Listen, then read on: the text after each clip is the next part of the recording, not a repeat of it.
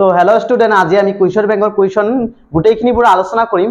তো আমি প্ৰথমে 1 নম্বৰ কুৱেশ্যন আছে, ভেৰি ভেৰি ইম্পৰ্টেণ্ট, কাৰণ 2012 চনত আহিছে। তো কুৱেশ্যনটো দিয়া আছে যে কোনো এটা বস্তুৰ 1.8 × 10⁻⁻19 কুলম হ'ব পাৰে নে? কোনো এটা বস্তুৰ আধান ইমান হ'ব পাৰে নে আমাক চাব কৈছে। প্ৰথমে আমি আগত জানি লম যে আধান কেতিয়াও পইণ্টত নাপাওঁ। যেনেকৈ 1.6, 1.8, 1.9 আমি কেতিয়াও নাপাওঁ আধান এটা, কিন্তু ভৰ পাওঁ। ভৰ আমি 2.5 গ্ৰাম পাওঁ, কিন্তু আমি আধান কেতিয়াও পইণ্টত নাপাওঁ। তো এইখিনি কথা মনত ৰাখিবা, তাৰপিছত আমি এইটো সলিউশন কৰিম। তো তাৰ আগতে আমি এটা সূত্ৰ জানিব লাগিব, যে সূত্ৰটো হ'ল চোৱা, যে আমি জানো যে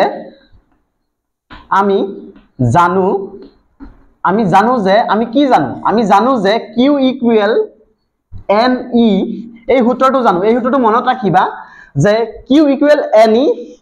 তো এই সূত্ৰটো মনত ৰাখিবা। তো Q মানে হ'ল বস্তুৰ আধান, N মানে হ'ল আধানৰ পৰিমাণ, কিমানখিনি আধান আছে, 1, 2, 3, 4, 5টা, এইটো আধান, নাম্বাৰ অফ আধান চাৰ্জ। তো ই মানে ইলেক্ট্ৰনৰ পৰিমাণ। এটা ইলেক্ট্ৰনৰ পৰিমাণ কিমান? এটা ইলেক্ট্ৰনৰ পৰিমাণ হ'ল, ইৰ মান হ'ল, মনত ৰাখিবা, স্মল ইৰ মান হ'ল 1.6 × 10⁻⁻19 কুলম। মনত ৰাখিবা, এইটো ইৰ মান হয় 1.6 × 10⁻⁻19 কুলম, ইৰ মান।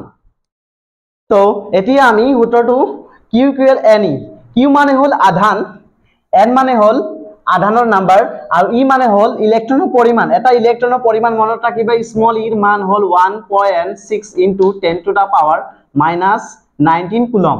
তো মনত ৰাখিবা। তো আমাক কি দিয়া আছে? আমাক দিয়া আছে যে 1.8 × 10⁻⁻19 কুলম দিয়া আছে। কিউৰ মান দিয়া আছে, আধানৰ মান দিয়া আছে, এনৰ মান ওলাব লাগে, স্মল এনৰ মান ওলাব লাগে, আৰু ক'ব লাগে যে কোনো এটা বস্তুত ইমান আধান হ'ব পাৰে নে নোৱাৰে, এইটো আমি নিৰ্ণয় কৰিব লাগে। তো এতিয়া আমাক কি দিয়া আছে? আমাক কিউৰ মান দিয়া আছে, 1.8 × 10⁻⁻19 কুলম কিউৰ মান দিয়া আছে। আমাক কিউৰ মান দিয়া আছে কিমান? 1.8 × 10⁻⁻19 কুলম দিয়া আছে। এইটো আমাৰ দিয়া আছে। আমাৰ ই মান আমি জানো, আমি ইৰ মান জানো, ইৰ মান ধ্ৰুৱক হয়, আমি জানো। ইৰ মান কিমান দিয়া আছে? ইৰ মান দিয়া আছে 1.6 × 10⁻⁻19 কুলম। তো কি ওলাব লাগে? আমাৰ স্মল এন ওলাব লাগে, স্মল এন ওলাব লাগে। তো আমি লিখিলো, আমি জানো যে Q ইকুৱেল NE। তো আমাক দিয়া আছে, এইখিনি আমাক দিয়া আছে, এইখিনি আমাক কি দিয়া আছে? এইখিনি আমাক দিয়া আছে, এইখিনি আমাক দিয়া আছে। তো এইখিনি আমাক দিয়া আছে। তো আমাক কি ওলাব লাগে? স্মল এন ওলাব লাগে। তো স্মল এন যেতিয়া ওলাম, তো স্মল এনটো ইয়াৰ লগত স্মল এন আৰু স্মল ই পূৰণ হৈ আছে। তো এইখিনি যদি পূৰণ হৈ আছে, তে ইক যদি আমি এইখিনি পঠিয়াই দিওঁ, তেতিয়াহ'লে ইটো হৰণ হৈ যাব। তো n ইকুৱেল, তো কি হ'ব? কেপিটেল স্মল কিউ বাই স্মল ই। তো এনৰ মান ওলাব লাগে। তো আমাৰ কিউৰ মান কিমান দিয়া আছে? কিউৰ মান দিয়া আছে 1.8 × 10⁻⁻19 কুলম, আৰু ইৰ মান কিমান দিয়া আছে? ইৰ মান দিয়া আছে 1.6 × 10⁻⁻19 কুলম। তো ইৰ মান দিয়া আছে 1.6 × 10⁻⁻19 কুলম। তো এইখিনিক আমি হৰণ কৰি চাব লাগে যে কোনো এটা বস্তুৰ ইমানখিনি আধান হ'ব পাৰে নে নোৱাৰে, এইটো আমি চাব লাগে। তো প্ৰথমে আমি যে চাইছো -19 কুলম, -19 কুলম, এইখিনি কেনসেল যাব, -19 কুলম, -19 কুলম কেনসেল যাব। থাকিব কি আমাৰ 1.8 × 1.6। তো এইখিনি এতিয়া আমি কি পালো? স্মল এনৰ মান পালো যে 1.8/1.6 পালো। তো এতিয়া পইণ্টে কেনসেল যাব। যদিও তোমালোকে যদি পইণ্টে যদি খেলি মেলি লাগে, তেতিয়াহ'লে কি কৰিবা? 10 দি পূৰণ কৰিবা, লব ওপৰে 10 পূৰণ কৰিবা, তলে 10 পূৰণ কৰিবা। তেতিয়াহ'লে 10 যদি পূৰণ কৰো, তেতিয়াহ'লে 1.8 তেতিয়াহ'লে কি হৈ যায়? এইখিনি লিখি দিছো, ইয়াত লিখি দিছো যে স্মল এনৰ মান 18/16 হয়। যদি 18/16 আমি হৰণ কৰো, তেতিয়া আমি হৰণ কৰিলে বেছি সংখ্যা ডাঙৰ হৈ যাব, তেতিয়াহ'লে কাটি ল'ম, কাটি ল'লে অলপ সৰু হয়, তেতিয়া আমাক ইজি হয়। তো কিমানে কাটিব পাৰে? 2ৰে যদি কাটো তেতিয়াহ'লে 9 যাব, আৰু ইয়াত যদি 2ৰে কাটো তেতিয়া কিমান হ'ব? যে 8 হ'ব। 8 হব 2 8 গুণ 16 তো 8 হব তেতিয়া আমাক কি এটা কি পালো যে স্মল n ৰ মান যে 9/8 পালো এটা 9/8 ৰে হৰণ কৰি চাব লাগে যে 9/8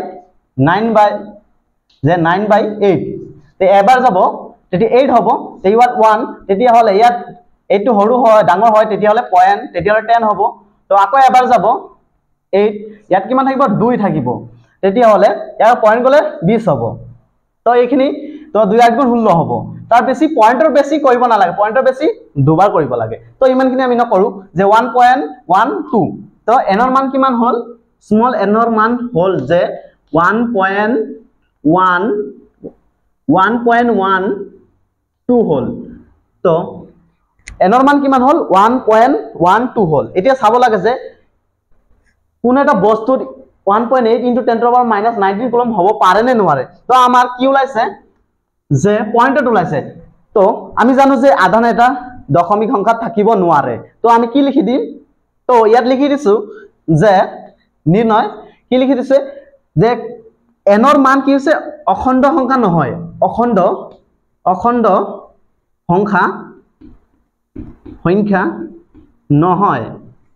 নহয়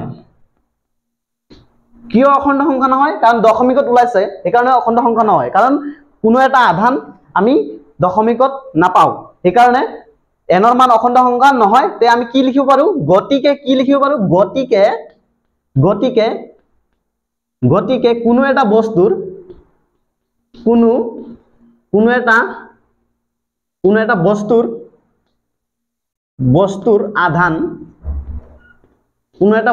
আধান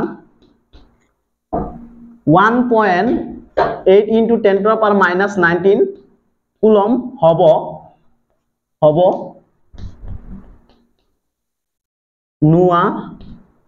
নোৱাৰে তো এতিয়া আমি গম পালো কি যে কাৰণ n ৰ মান কিমান ওলাইছে n ৰ মান ওলাইছে যে 1.12 ওলাইছে এই কাৰণে যে কি অখণ্ড সংখ্যা নহয় অখণ্ড সংখ্যা হ'বলৈ গলে মাইনাসত থাকিব লাগিব প্লাসত থাকিব লাগিব কিন্তু দশমিকত নাথাকে ভগ্নাংশত অথচ ভগ্নাংশত নাথাকে যদি আধান এটা কোনো এটা আধান ভগ্নাংশত থাকিব নোৱাৰে বুলি আমি জানো সেই কাৰণে আমি যে লিখিছো যে n অখণ্ড সংখ্যা নহয় গতিকে কোনো এটা বস্তুৰ আধানৰ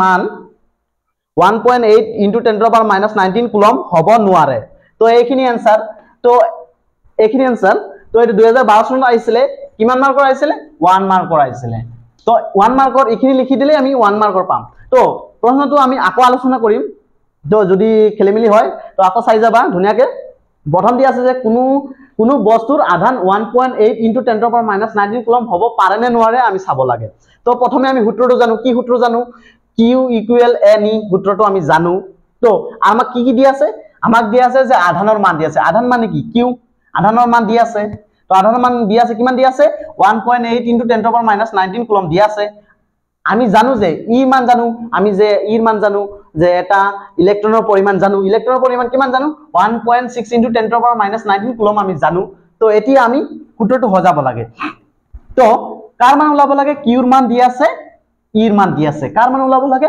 n ৰ মান ওলাব লাগে তো n ৰ মান ওলাবলৈ গলে তেতিয়া হলে n ৰ লগত স্মল n ৰ লগত পূৰণ হৈ আছে তেতিয়া স্মল n স্মল ই যদি এইখিনি পঠিয়াই দিও তেতিয়া ই পূৰণ হৈ আছে ইখিনি গলে হৰণ হৈ যাব তো ইখিনি গৈছে হৰণ হৈ গৈছে তেতিয়া কিউৰ মান দি আছে কিমান 1.8 into 10 to the power minus 19 coulomb এই 1.8 into 10 to the power minus 19 coulomb দি আছে তো ইৰ মান দি আছে ইমানখিনি তো ইৰ মান ইমানখিনি বহাই দিলো এতিয়া কি কৰিলো হৰণ কৰাৰ আগতে সেম সংখ্যা আছে 10 to the power minus 19 coulomb 10 to the power minus 19 coulomb এটো ক্যান্সেল কৰি দিলো তাৰ পিছত 1.8 into 10 to the power 1.8 আছে তো 1.6 আছে তো এইখিনি আমি হৰণ দশমিক আমি ক্যান্সেল কৰিব পাৰো কিহে ক্যান্সেল কৰিব পাৰো 10 ৰে উপৰে 10 পূৰণ কৰিলো তলে 10 পূৰণ কৰিলো হৰণ লব 10 পূৰণ কৰি দিলো তাৰ পিছত কি হলে এটা কটাকটি কৰিলো পূৰণ কৰি 1.8 into 1.8 পূৰণ কৰিলে 10 ৰ লগত তেতিয়ালে 8 হয় 1.6 10 ৰ লগত পূৰণ কৰিলে 16 হয় তো এইখিনি হল 18/16 হল তেতিয়ালে 18/16 আমি 2 ৰে কাটিব পাৰো তো 2 ৰে 9/8 কাটিলো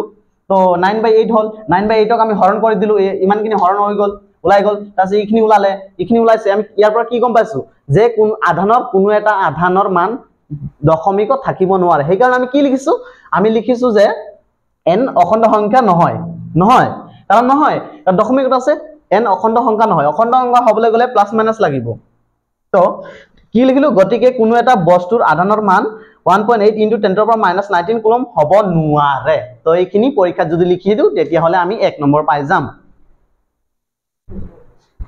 তো এতিয়া আমি 2 নম্বৰ কোৱেশ্চনটো আলোচনা কৰিম তো 2 নম্বৰ কোৱেশ্চনটো আছে এইটো 2013 চনৰ হৈছিলে ভেৰি ভেৰি ইম্পৰ্টেন্ট 1 মাৰ্কৰ কাৰণে নোটছ কৰি লবা তো কি কৈছে স্থিতিবিদ্যুৎ গাউছৰ সূত্ৰটো লিখা এতিয়া স্থিতিবিদ্যুৎ গাউছৰ সূত্ৰটো জানিব লাগিব গাউছৰ সূত্ৰৰ ডেফিনিশ্যন জানিব লাগিব গাউছৰ সূত্ৰৰ গাণিতিক প্ৰকাশ জানিব লাগিব তেতিয়া হলে এইখিনি আমি লিখি দিলে কি 1 নম্বৰ পাই যাম ধুনিয়াকে তো এইটো 2013 চনৰ আছিলে ভালকে কিবা নোটছ কৰি থবা তেতিয়া হলে উত্তৰটো কি হ'ব চোৱা তো উত্তৰটো হ'ব যে উত্তৰ হ'ব যে কোনো বন্ধ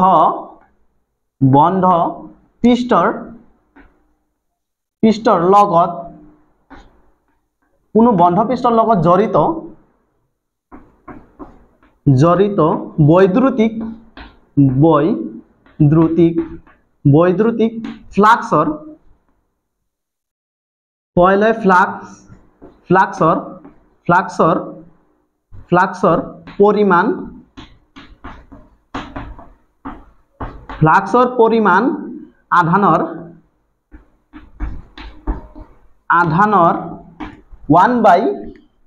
আধানৰ 1/ε0 গুণ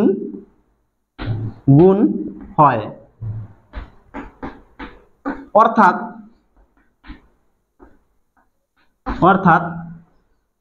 phi